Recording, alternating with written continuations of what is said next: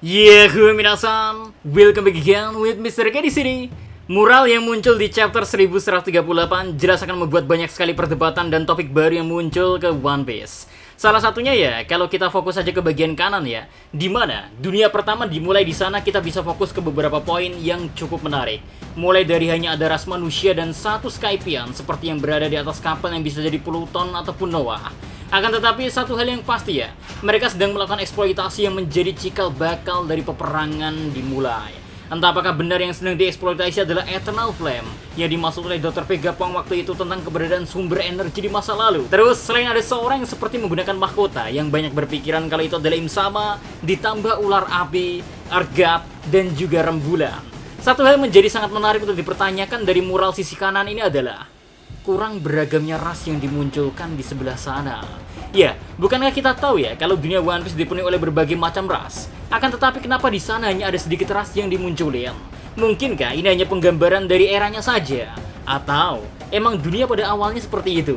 Karena jelas hal ini menjadi sangat kontras setelah kita bandingkan dengan dunia kedua atau The Second World saja misalnya ya.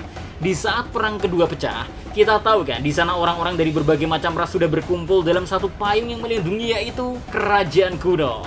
Wujud-wujud seperti Sea King, manusia ikan, raksasa, suku Mings, dan masih banyak ras lainnya ikut dimunculkan di saat itu, Rek. Lantas, mengapa di sisi yang sama tidak semua ras dimunculin? Apakah ini ada alasannya dengan penyebab dari perang ini terjadi? Atau adakah alasan lain? Pasalnya, kalau kita pikirkannya, emang sangat mungkin jika yang menjadi penyebab kehancuran dunia One Piece itu berasal dari satu ras saja, yang mana jelas itu adalah manusia. Karena sampai detik ini ya, kita tahu kalau para Tenryubito Asu, orang-orang yang menganggap dan mengakui diri mereka sebagai dewa itu ya, merasa segala sesuatu bisa menjadi milik mereka, dan tak ada lagi orang yang sederajat dengan mereka. Hingga mereka bisa berpikir untuk melakukan segala hal sesuka hati saepenak udele-dewe lah ya. Terus, jika poin ini yang ingin dimunculin, kita mungkin bisa mengerti mengapa alasan di sisi sebelah kanan hanya sebagian ras saja yang muncul. Ya, karena nggak semua ras bertanggung jawab atas eksploitasi yang dilakukan terhadap sumber energi itu. Melainkan, hanya beberapa pihak yang nantinya menjadi atau membuat sebuah malapetaka dan peperangan besar pun terjadi. Tapi, walau memang dalam gambaran dunia pertama, terlihat bahwa hanya manusia yang ada ya, kecuali satu Skypian yang kemungkinan datang bersama Nika. Tidak ada raksasa, Mings, atau ras lainnya. Dunia ini sepertinya belum mengenal buah iblis, teknologi canggih, atau perpecahan rasial. Menariknya ya, Noah, kapal besar yang dikaitkan dengan perjanjian antara manusia dan ras lainnya, tampaknya berada di bawah kendali manusia. Apakah ini mengindikasikan bahwa dunia pertama merupakan era awal sebelum keberagaman ras muncul? Jika ya, mengapa keberadaan ras-ras lain seperti raksasa dan Mings baru terlihat di dunia kedua? Apakah mereka benar-benar tidak ada? Atau ada alasan lainnya? Let's see kemungkinannya. Kemungkinan pertama, ras-ras diciptakan oleh manipulasi DNA. Salah satu teori paling menarik yaitu bahwa ras-ras di dunia One Piece bukanlah hasil evolusi alami, melainkan diciptakan melalui manipulasi DNA oleh kerajaan kuno. Seperti yang kita ketahui ya, teknologi di era kerajaan kuno jauh lebih maju dibandingkan era sekarang ini. Bahkan, Dr. Vegapunk, ilmuwan terhebat di dunia saat ini ya, mengakui bahwa ia belum mampu mereplikasi banyak teknologi dari zaman itu. Manipulasi DNA bukan hal yang asing dalam cerita ini, Rek. Germa Double Six telah menunjukkan kemampuan untuk menciptakan manusia modifikasi seperti saudara-saudari Sanji. Vegapunk pun menciptakan satelit-satelitnya, masing-masing dengan kepribadian dan kemampuan unik. Jika teknologi ini sudah ada sekarang ya, bayangkan apa yang bisa dilakukan kerajaan kuno dengan teknologi yang jauh lebih maju. Mungkin raksasa, Ming, dan ras lainnya adalah hasil dari eksperimen untuk menciptakan keberagaman yang lebih besar. Jika ini benar, maka masuk akal jika mereka mendukung Joy Boy, sosok yang mungkin menjadi simbol persatuan bagi mereka. Terus, satu hal yang bisa kita soroti ya, sebenarnya ada di proyek pihak Angkatan Laut dan pemerintahan dunia, yang seolah mencoba untuk membuat ulang raksasa. Walau hingga saat ini belum terbukti ada satu raksasa yang berhasil mereka kembangkan, dan emang mirip ya sesuai dengan wujud raksasa yang muncul di One Piece.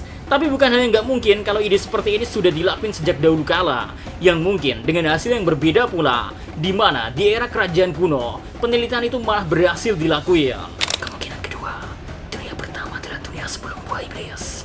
Walau kemungkinan ini tergolong cukup kecil, tapi kita tahu kan kalau dunia pertama tuh kemungkinannya dunia di mana buah iblis belum ada di dunia One Piece. Tapi mungkinkah sebenarnya buah iblis menjadi pemicu perubahan DNA dari tubuh para manusia di masa dahulu?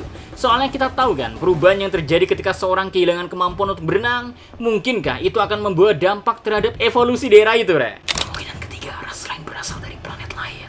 Kembali ke momen di Ohara, Profesor Clover menunjukkan sebuah globe yang memperlihatkan bahwa ada planet lain selain tempat tinggal mereka. Ini mengindikasikan bahwa kerajaan kuno mungkin memiliki pengetahuan tentang kehidupan di luar angkasa.